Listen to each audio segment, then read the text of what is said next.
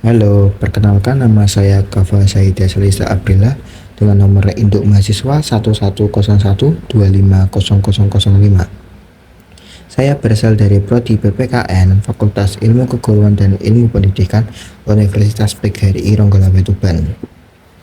Di sini saya akan menjelaskan buku Perkembangan Peserta Didik dengan penulis Profesor Dr. Haji Sunarto dan TRA Nyonya B. Agung Hartono. Kita mulai dari bab 1, yakni karakteristik dan perbedaan individu. Individu dan karakteristiknya. Individu adalah manusia yang berkedudukan sebagai pribadi yang utuh, pilah, tunggal, dan khas, dan ia menjadi subjek yang merupakan suatu kesatuan psikofisik dan berbagai kemampuannya untuk berhubungan dengan lingkungan, dengan sesama, dan dengan Tuhan.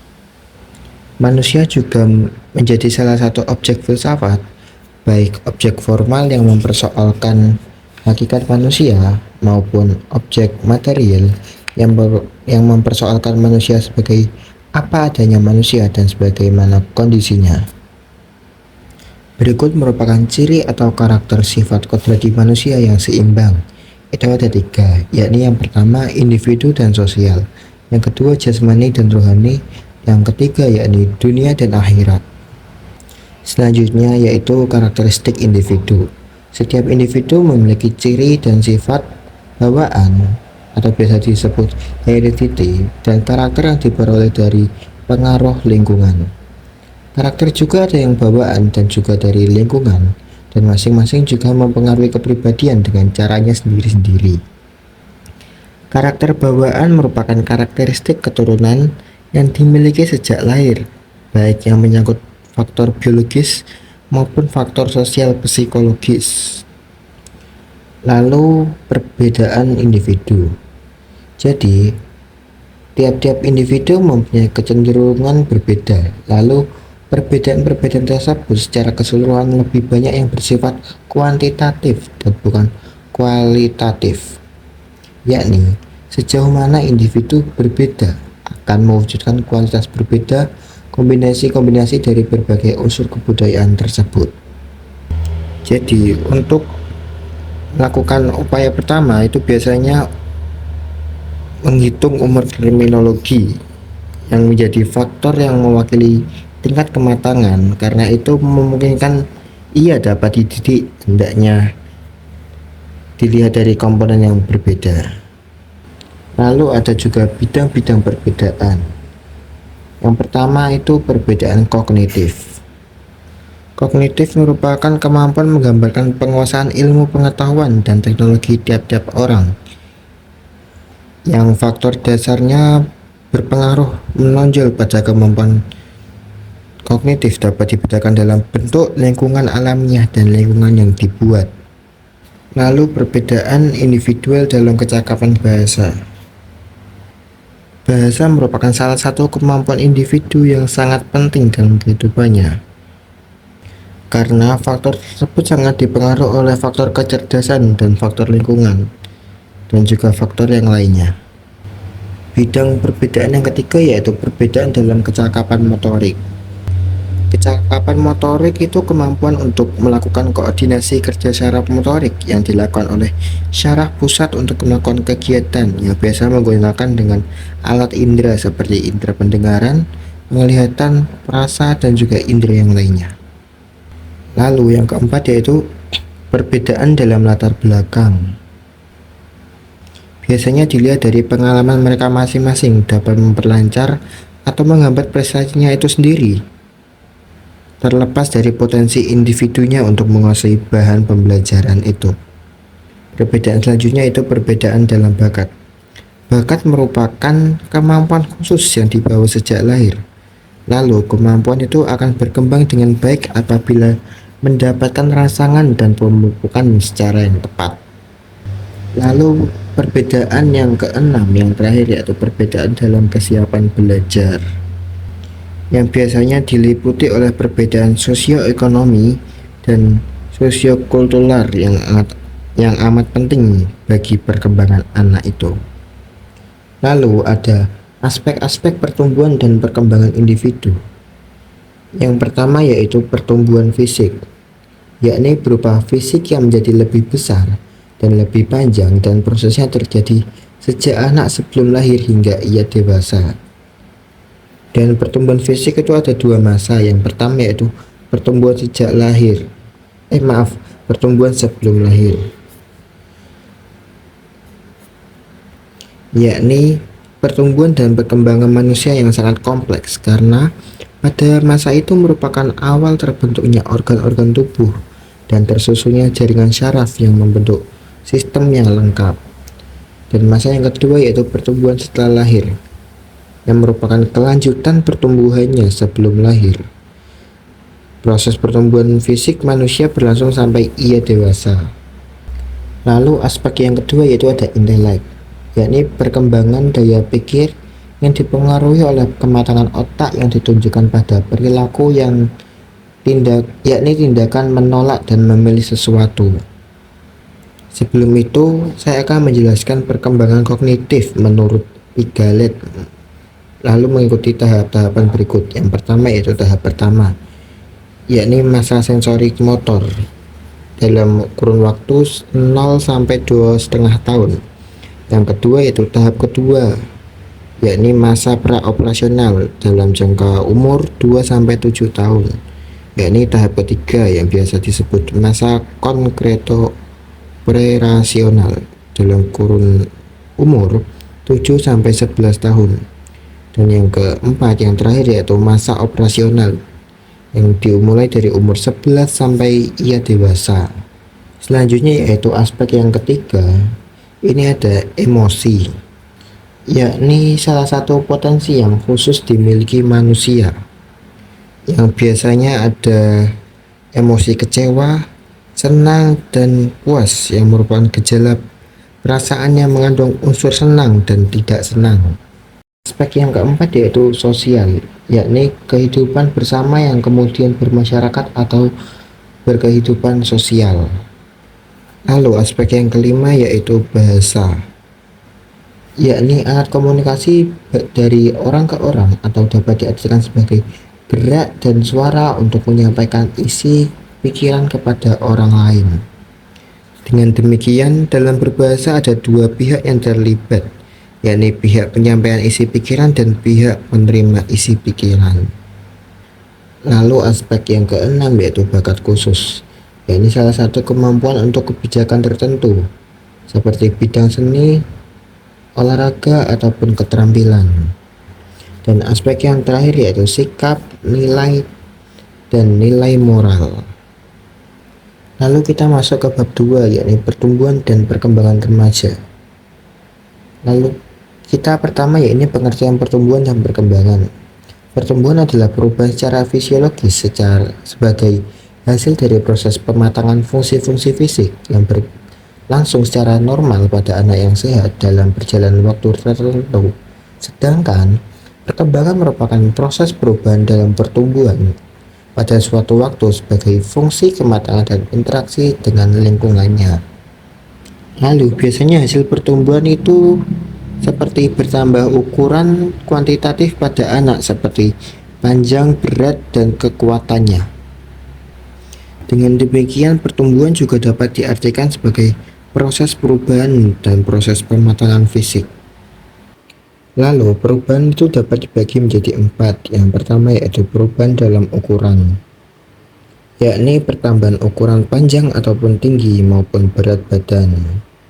Sebagai contoh, berat badan yang semula sekitar 3 kilo ketika dilahirkan lalu akan menjadi 8-9 kilo pada umur bayi 6 bulan. Dan perubahan yang kedua yaitu perubahan dalam perbandingan, yakni perubahan proporsional antara kepala, anggota badan, dan juga anggota gerak. Misal seperti perbandingan antara besarnya kepala dengan anggota badan. Jadi semakin bertambah umur semakin tak bertambah besar. Dan perubahan yang ketiga yaitu perubahan untuk mengganti hal-hal yang lama. Dan perubahan yang keempat yang terakhir yaitu perubahan untuk memperoleh hal-hal yang baru. Itu biasanya dilihat dari segi mentalnya. Yakni selanjutnya ada tugas-tugas perkembangan, itu ada 10. Saya akan membacakan sampai 5 saja ya. Yang pertama yaitu mencapai hubungan dengan teman lawan jenisnya secara lebih memuaskan dan matang. Yang kedua yaitu mencapai perasaan seks dewasa yang diterima secara emosional. Yang ketiga yaitu menerima keadaan badannya dan menggunakan secara efektif. Yang keempat itu mencapai kebebasan emosional dari orang dewasa.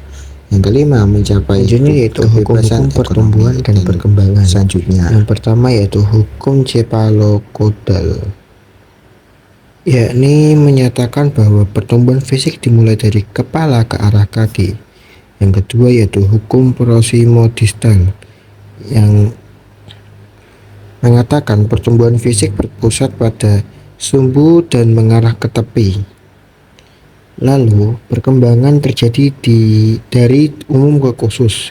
Itu seperti seorang anak akan menyebutkan semua wanita itu seperti mama, sebelum ia mampu membedakan mana ibunya, mana pengasuhnya, ataupun mana bibinya. Lalu yang keempat yaitu perkembangan berlangsung dalam tahap-tahapan. Sebagai contoh itu pertahapan perkembangan manusia itu waktu pralahir, masa jabang bayi, masa prasekolah, masa sekolah, masa remaja, masa dewasa, dan juga masa tua. Lalu yang kelima yaitu hukum tempo dan ritme perkembangan, yakni setiap perkembangan tidak berlangsung secara melompat-melompat, tetapi menurunkan suatu pola tertentu dengan tempo dan irama tertentu pula yang ditentukan oleh kekuasaan dari dalam diri anak itu, dan tidak banyak yang bisa dilakukan oleh seorang pendidik untuk mengubah, mempercepat ataupun memperlambat tempo dan irama perkembangan tersebut. Selanjutnya yaitu remaja. Remaja merupakan karakteristik pertumbuhan dan perkembangbiakannya. Itu ada karakteristiknya itu ada 6. Yang pertama yaitu remaja menurut hukum, yang sebagai contoh usia minimal untuk suatu perkawinan menurut undang-undang disebutkan pada 16 tahun untuk wanita dan 19 tahun untuk pria. Dan karakteristik yang kedua yaitu remaja ditinjau dari sudut perkembangan fisik. Maksudnya secara anatomis berarti alat-alat kelamin khususnya dari keadaan tubuh pada umumnya memperoleh bentuknya yang sempurna dan secara faali sudah dapat berfungsi secara sempurna pula. Sebagai contoh, wanita biasanya dimulai dari menstruasi, sedangkan yang pria mengalami mimpi basah. Lalu karakteristik yang ketiga yaitu remaja menurut WHO, yakni individu berkembang dari saat pertama kali ia menunjukkan tanda-tanda seksual sekundernya sampai ia mencapai kematangan seksual. Lalu terjadi peralihan dan ketergantungan sosial ekonomi yang penuh kepada keadaan yang relatif mandiri. Dan karakteristik yang keempat yaitu remaja ditinjau dari faktor sosial psikologis. Dan karakteristik yang kelima yaitu definisi remaja untuk masyarakat Indonesia, yakni sebagai pedoman umum remaja Indonesia dapat digunakan batas usia dari 11 sampai 24 tahun dan belum menikah. Itu akan mendapat pertimbangan seperti usia 11 tahun adalah usia di mana umumnya tanda-tanda seksual sekunder itu mulai tampak. Lalu banyak di luar sana yang menganggap usia 11 tahun itu sudah dianggap akil balik menurut agama, sehingga masyarakat tidak lagi memperlakukan mereka sebagai anak-anak. Lalu pada batas usia 24 tahun merupakan batas maksimal, yaitu memberi peluang bagi mereka yang sampai batas usia tersebut masih menggantungkan diri pada orang lain, lalu belum mempunyai hak-hak yang penuh menjadi orang dewasa, itu secara tradisi. Selanjutnya yaitu jenis-jenis kebutuhan dan pemenuhannya. Itu biasanya dibedakan menjadi 2 kelompok, yakni kebutuhan primer dan sekunder. Kebutuhan primer itu pada hakikatnya merupakan kebutuhan biologis atau organik dan umumnya merupakan kebutuhan yang didorong oleh motif asli. Sedangkan kebutuhan sekunder umumnya merupakan kebutuhan yang didorong oleh motif yang dipelajari, seperti misalnya kebutuhan untuk mengajar pengetahuan, kebutuhan untuk mengikuti pola hidup, kebutuhan akan hiburan ataupun alat transportasi, dan semacamnya. Lalu kita masuk ke kebutuhan remaja, masalah dan konsekuensinya. Yang pertama itu kebutuhan organik, yakni makan, minum, bernapas maupun seks. Yang kedua yaitu kebutuhan emosional, yakni kebutuhan untuk mendapatkan simpati dan pengakuan dari pihak lain yang biasanya disebut dengan NAFF. Lalu kebutuhan yang ketiga yaitu kebutuhan berprestasi atau need of achievement, yang biasanya dikenal dengan nudge, yang berkembang karena didorong untuk mengembangkan potensi yang dimiliki dan sekaligus mengajukan kemampuan psikofis. Dan yang keempat yaitu kebutuhan untuk mempertahankan diri dan mengembangkan jenis. Lalu kita masuk ke bab 3 yaitu pertumbuhan fisik. Yang menjadi perubahan itu yang pertama itu pertumbuhan ukuran tubuh, dan yang kedua yaitu pertumbuhan proporsi tubuh, dan yang ketiga itu ciri kelamin utama. Itu seperti ketika masih ke masa remaja, alat kelamin itu mulai berfungsi pada saat usia 14 tahun, yaitu saat pertama kali anak laki-laki mengalami mimpi basah. Sedangkan perempuan, indung telurnya mulai berfungsi pada usia 13 tahun, yaitu saat pertama kali mengalami menstruasi ataupun haid. Dan penyebab perubahan yang keempat yaitu ciri kelamin kedua, yang dimaksud itu pada anak perempuan itu biasanya membesarnya buah dada dan mencopnya puting susu, pinggung melebar lebih besar daripada bahu, tumbuh rambut di sekitar alat kelamin, tumbuh rambut di ketiak, dan suaranya bertambah nyaring. Sedangkan ciri pada kelamin kedua pada laki-laki yaitu tumbuh kumis dan jenggot, otot-otot mulai tampak, bahu melebar lebih lebar daripada pinggul, nada suara membesar, tumbuh jakun, tumbuh bulu ketiak, tumbuh bulu dada dan bulu di sekitar alat kelamin, serta perubahan jaringan kulit menjadi lebih besar, lebih kasar, dan pori-pori juga membesar. Lalu keanekaragaman perubahan proporsi tubuh itu ada kondisi yang mempengaruhi pertumbuhan fisik anak. Yang pertama yaitu pengaruh keluarga, yang kedua yaitu pengaruh gangguan emosional, yang ketiga yaitu jenis kelamin, yang keempat status sosial ekonomi, yang kelima kesehatan, dan yang kelima itu pengaruh bentuk tubuh. Selanjutnya yaitu kita masuk bab 4 yaitu perkembangan intelek, sosial, dan juga bahasa. Yang pertama itu perkembangan intelek. Kita mulai dari pengertian intelek dan inteligensi. Intelek merupakan kecakapan mental yang menggambarkan kemampuan berpikir. Sedangkan inteligensi adalah kemampuan seseorang dalam berpikir dan bertindak. Lalu perkembangan sosial. Perkembangan sosial adalah berkembangnya tingkat hubungan antara manusia sehubungan dengan meningkatnya kebutuhan hidup manusia. Dan yang ketiga yaitu perkembangan bahasa. Perkembangan bahasa dipengaruhi oleh banyak faktor, biasanya itu pada usia anak, kondisi keluarga, tingkat kecerdasan, status sosial, status ekonomi keluarga, dan kondisi fisik anak, terutama dari kebahagiaannya. Lalu kita masuk ke bab 5 yaitu perkembangan afektif. Yang pertama itu perkembangan emosi. Emosi merupakan warna afektif yang kuat dan digantikan oleh perubahan-perubahan fisik. Di antara lain sebagai berikut. Yang pertama yaitu reaksi elektris pada kulit yang biasanya dilihat dari meningkat bila terpesona. Yang kedua yaitu peredaran darah seperti bertambah cepat bila marah. Yang ketiga yaitu denyut jantung, yaitu ketika bertambah cepat bila terkejut. Yang keempat yaitu pernapasan, itu menjadi bernafas panjang kalau kecewa. Yang kelima itu pupil mata, itu akan membesar bila marah. Yang keenam yaitu liur, itu akan mengering kalau takut atau tegang.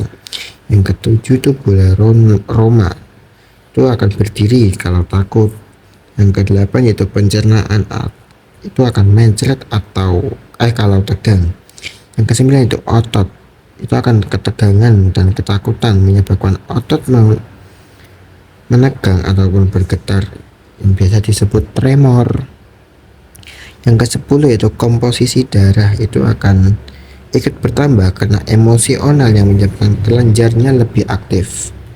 Lalu faktor yang mempengaruhi perkembangan emosi itu ada 4. Itu faktor yang pertama yakni belajar dengan coba-coba, yang kedua belajar dengan cara meniru, yang ketiga belajar dengan cara mempersamakan diri, yang keempat yaitu belajar melalui berkondisian latihan atau belajar di bawah bimbingan dan pengawasan terbatas pada aspek reaksi.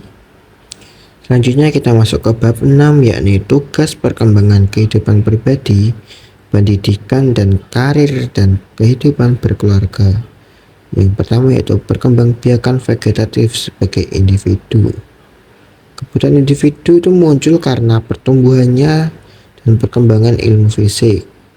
Dalam upaya memenuhi kebutuhannya, seorang remaja pasti banyak menghadapi masalah seperti kondisi yang amat berbeda pada masa anak-anak dan masa remaja, dan norma yang berbeda karena pengaruh perkembangan zaman dan juga lainnya.